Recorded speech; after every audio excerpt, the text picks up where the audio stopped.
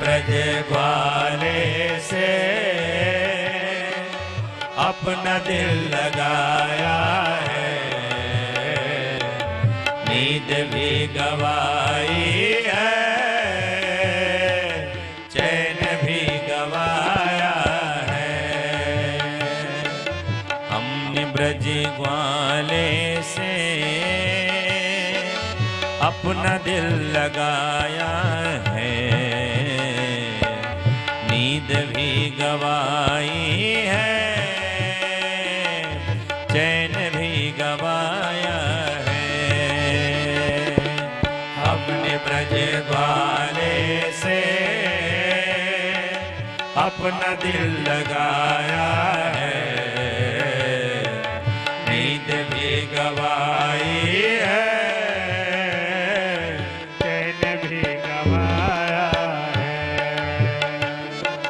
हमने ब्रज ग्वाले से अपना दिल लगाया है।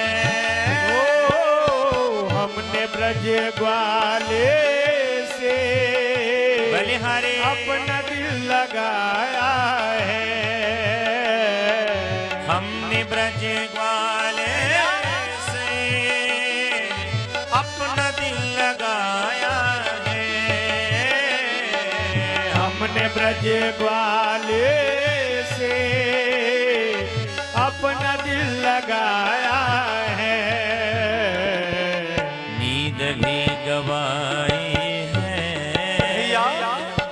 नींद भी गवाई है, चैन भी गवाया है, नींद भी गवाई है, चैन भी गवाया है, नींद भी गवाई है, चैन भी गवाया है। दिल मेरा बेकाबू हो जाता है उस पल, दिल मेरा बेकाबू बलिहारी हो जाता है उस पर,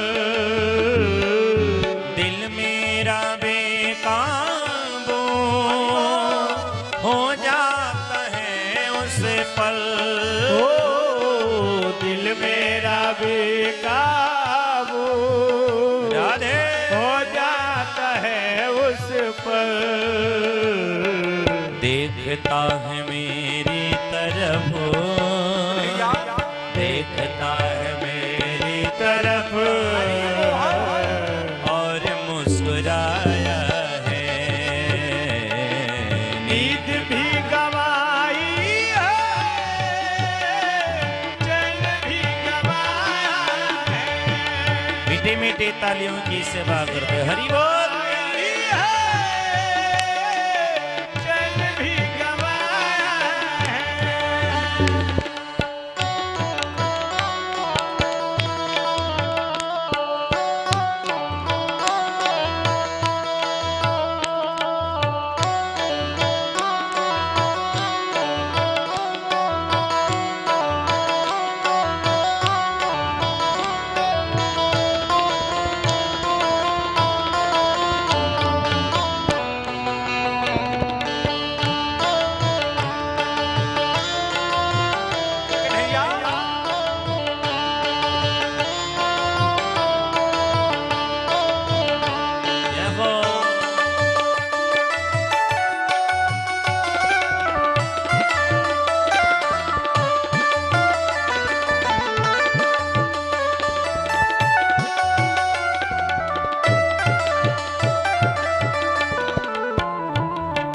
दिल मेरा बेकाबू हो जाता है उस पल,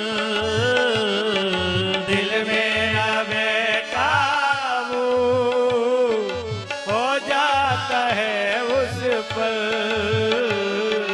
देखता है मेरी तरफ, देखता है मेरी तरफ और मुस्कुराया है, नींद भी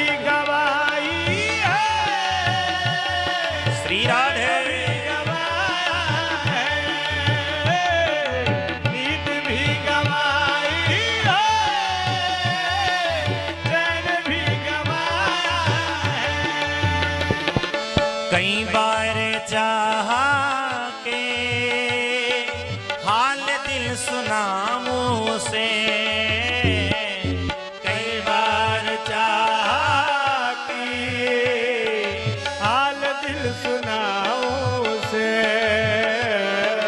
कई बार चाहा के हाल दिल सुनाऊं से हो, कई बार चाहा कि श्री राधे हाल दिल सुनाऊं से,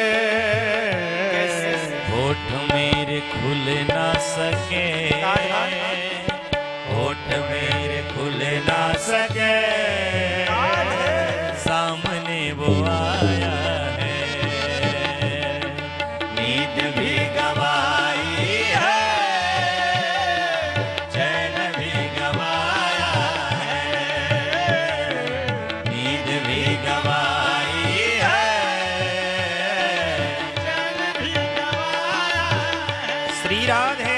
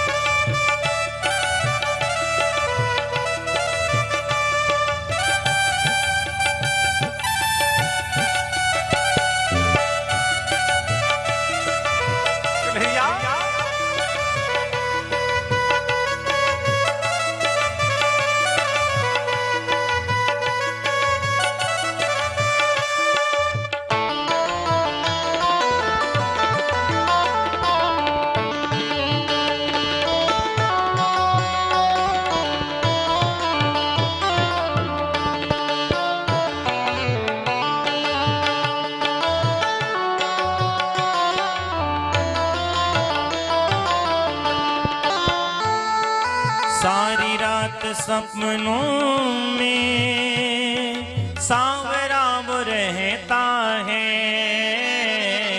सारी रात सपनों में सावला वो रहता है,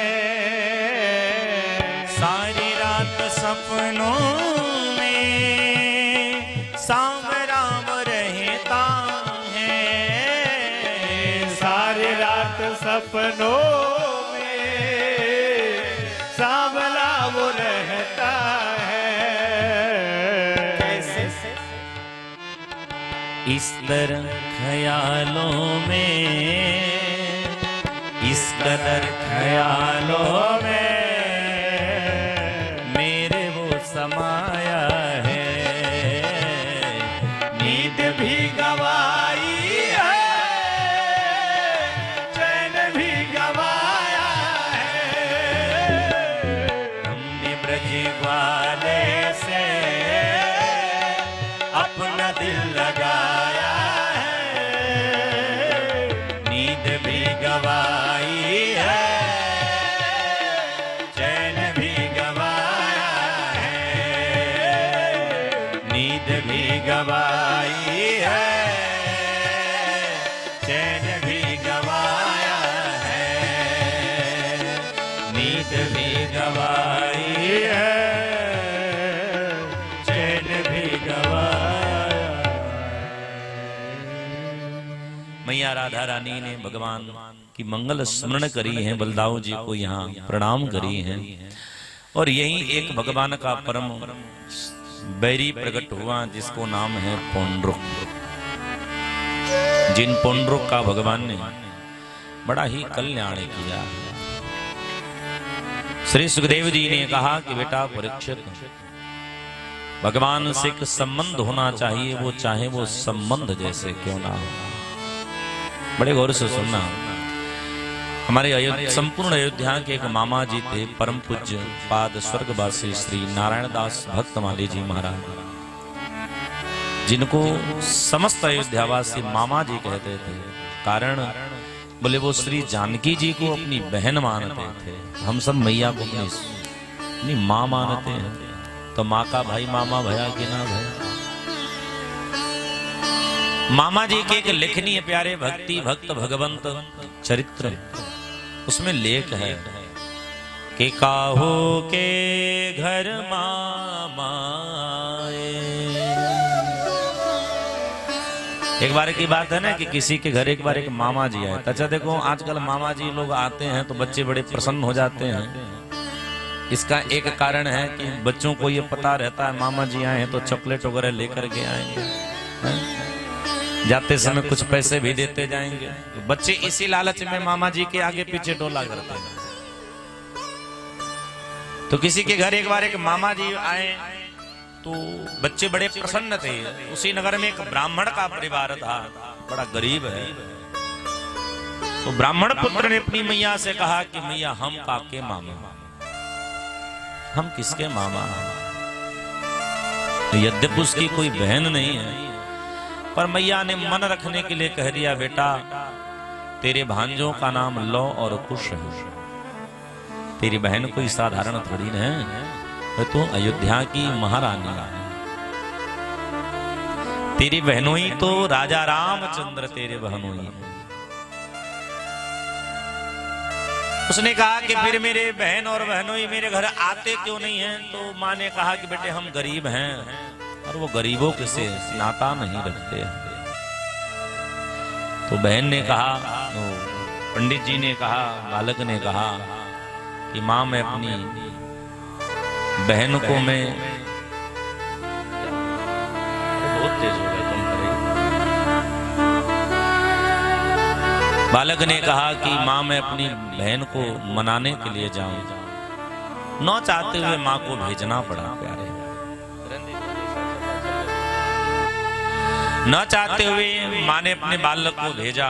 तो पहले सतुआ उतुआ होता था ना, तो गट्ठर में सतुआ बांधे और वो ब्राह्मण बालक अयोध्या की गलियों में घूमने लगा और बहन की पता पूछने लगा।